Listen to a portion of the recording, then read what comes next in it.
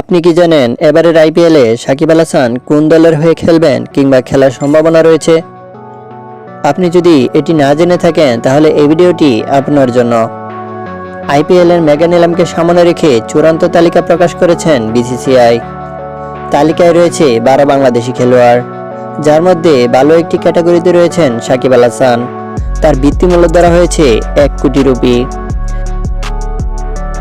এর আগে সাকিব আল হাসানকে দলে ফেরাতে আগ্রহ প্রকাশ করেছেন আইপিএলের 4 ফ্র্যাঞ্চাইজি দল, যার মধ্যে Kolkata Knight Riders, Gujarat Titans, Punjab Kings এবং দিল্লি ক্যাপিটালস আগ্রহ প্রকাশ করেছেন সাকিবকে দলে ফেরাতে।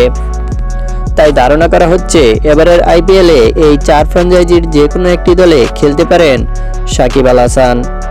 আপনি কোন ফ্র্যাঞ্চাইজি দলে দেখতে চান সাকিব আল হাসানকে? জানাতে পারেন কমেন্ট বক্সে। এতক্ষণ সাথে থাকার জন্য ধন্যবাদ।